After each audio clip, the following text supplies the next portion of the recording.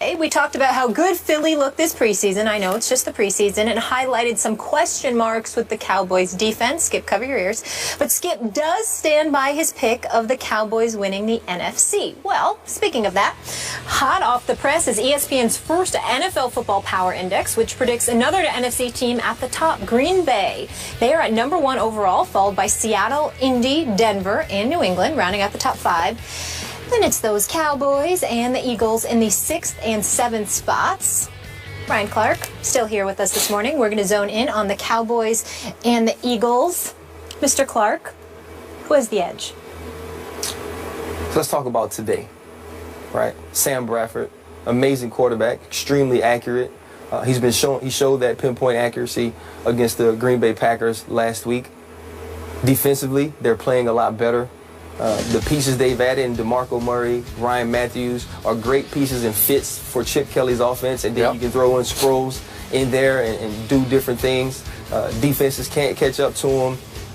Today, if they played today in the preseason, under the preseason format, and you had 85 players to put on the field, the Philadelphia Eagles are better than the Dallas Cowboys.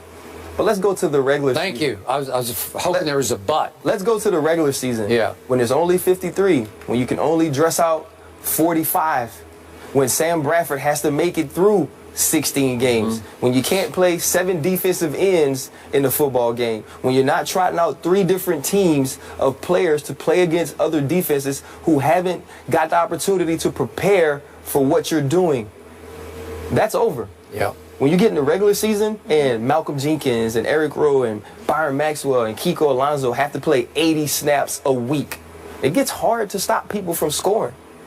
When Sam Bradford is beat up, when you keep letting him get hit the way he's been getting hit in this preseason because he's playing every snap, every game, is he going to still be there? You know what's going to be there, though? That Dallas Cowboy offensive line. Yeah. Oh, yeah. They're going to be there. They're going to be able to run the football. They're going to be able to score points. And I know Tony Romo gets a bad rap, you know, because he hasn't won playoff games, and I get that. But Tony Romo is a top-tier quarterback. Tony Romo is a guy, if you're picking 10 quarterbacks, you're not scared to have him on your team to win. Tony Romo plays through injuries. He's been hurt and been able to play. Tony Romo's actually still getting better coming off of one of his best years. Yeah. So for me right now, the Dallas Cowboys are the team to beat in the NFC East. Has Philadelphia taken a step on paper, talent-wise? At this moment, definitely. Sam Bradford, if he's healthy, is a better quarterback than Nick Foles was. He's definitely better than Mark Sanchez is.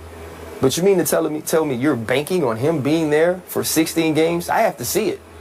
So are they better when we look at it today? Yes. Season comes, they'll be a 10-6 team, a 9-7 team, depending on how the season goes, and the Dallas Cowboys will represent the NFC East in the playoffs. All music to my ears. Before we leave Romo behind, you did face Romo at Jerry World and gave him maybe his worst beating of the year. You blitzed him silly. You knocked him down and basically out of the game, and yet you still admire him. You still rank him in your top 10. Okay, so what happened that night that was different from other nights? What did you do to that great offensive line? You know what we did? We just blitzed them. A lot of cover zero, a lot of double A gap, which is 2 linebackers sitting right on top of the center, and we came, and they just never picked it up. It was never picked up, so it wasn't figured out by the coaches. It wasn't figured out by Tony Romo. Neither was it figured out by the offensive line. But we also played them in week 17, and so we came out, and, you know, we said we're going to do the same thing. You know, we're going to come after them, but we're going to switch it up. And you know what they did? They checked. They threw it to Dez in the flat. And he's still running today, even with a hurt hamstring. So I think that was, we surprised them. We came out, we did something different. And that's going to happen to teams from time to time. But the thing that's more telling about that, he got beat up. That team got beat up. And the next week, they came back out and they played Dallas Cowboys football. Now, are they looking for a running back? Yes. But with some of the holes that they create in Dallas, me and you can go down there, Skip, and get some yards. I think they will find somebody to play. It doesn't have to be DeMarco Murray's 1,800 yards. You just have to be effective. You have to have that threat. I believe they will. I do like the Eagles. I think the Eagles will be a good team. I just don't know if that Chip Kelly scheme and the way he wants to run plays is conducive to allowing NFL football teams, NFL players to be at their best late in the season. Yeah. I appreciate every point that you made, including your first point about preseason depth. I mean, seriously, I'm not making a joke about this. When Tim Tebow is running your fourth-string offense, you're pretty deep because the fourth-string comes out and they start laying the wood on you too. So again, they just keep coming at you in waves, second team, third team, fourth team in preseason. Now back to your point. As a lifelong Cowboy fan, I've said this many times, I fear these Eagles because Chip has some new toys I did not see coming. I didn't know Nelson Aguilar was going to be this dynamic, this much of an electric game breaker right away. I can just see it. I always tell Molly. The SC rookie. Yeah. When I'm watching preseason, I don't care what the score is. I don't really care exactly how the offense is moving the football. I care about flashes and pops. Flashes and pops. And the big flasher and popper is this guy, Nelson Aguilar, because he is explosive. And he's not afraid. He's dropped a couple, but boy, he's made some plays where he's running through the defense and leaves people standing still, looking over their shoulder. He's been more impressive than Amari Cooper. That he has so far. And Amari was really impressive in their game the other night. I really liked him. Kenyon Barner bounced around a little bit, but all of a sudden, he's a duck. He's an Oregon guy. And as a returner and also blending in a little bit as a specialist on offense, another Sproles type, he's electric. He's a game breaker. So it scares me because they added Miles Austin, and I love Jordan Matthews from Vanderbilt University. Way to go, Commodore. And Jordan's turned into a near star. He may be a star this year. And obviously, Riley Cooper is still there. We know that. But this is a very good football team. Yes. Except for the quarterback. And yeah, here's the difference. If you're asking me right now, and this is the first time in my life I have loved the Power Index. I love you. Way to go, Power Index, because I've always got issues with it. But right now, they've got Dallas at 6 and Philly at 7. I'm good with that. Today, no question. I'm good with that. Just that much. Because Tony Romo is poised to be the MVP this year. You say it's the consensus pick is Andrew Luck. Maybe it's Aaron Rodgers. I think Romo should have been the MVP last year. Notwithstanding your game, which was a disaster for him. And remember, Tony got off to a terrible start in the mind's eye of all the voters because on week one, opening day at home, he throws 3 interceptions against a team that was about to crater the San Francisco 49ers, and they lost at home. And everybody said, same old Romo, same old Cowboys. And then, of course, they started to gain momentum.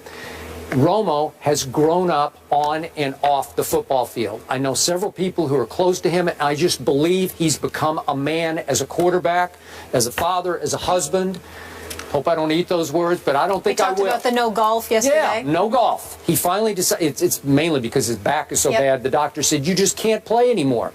So it got taken away from him, and he had to focus full force through the offseason on becoming a real quarterback, not just a gunslinger who can try this or try that.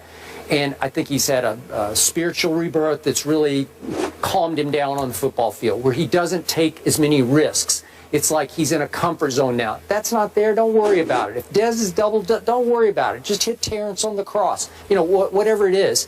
He should have been the MVP on numbers last year, on QBR numbers. He basically lapped the field in QBR last year, even above Aaron Rodgers and Andrew Luck and everyone else.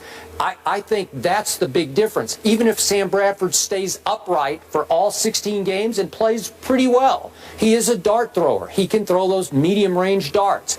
And even if he does, I think Romo is going to lead the most explosive offense in the National Football League behind the best line in the National Football League. So I just go slight edge to Romo over Bradford, but it's not because I'm disrespecting the rest of the team.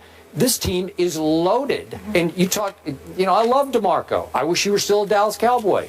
I like Ryan Matthews. That's a pretty good 1-2 pop right there. Definitely. And what's not to like except for quarterback versus quarterback? It comes down to that. And then one quick point. Obviously, I lost Orlando Scandrick. And I have a lot of respect for him, but as I keep telling Molly, he's not Deion Scandrick. It's not prime time. Nope, he's not that guy. So now you're LSU guy. You got to step up. Mo Claiborne. It's his shot. It's his shot to get back in good graces, not only with Jerry Jones, but with Cowboy Nation, because you're that good. You were that good at LSU. I loved him at LSU. He would just take one side of the field and just take it away. What happened to him? I don't know for sure. He lost his confidence, I think, and now he's coming off a bad knee injury, but he's going to have to be that, whatever, what was he, like the 60th? Yeah. LSU, you're old school. You know who Skip's really worried about? The Giants and the Redskins. He's just not telling you. Not at all. Skip, you know who's a star off the field and was on the field? This guy, Ryan Clark. Can I please see some video?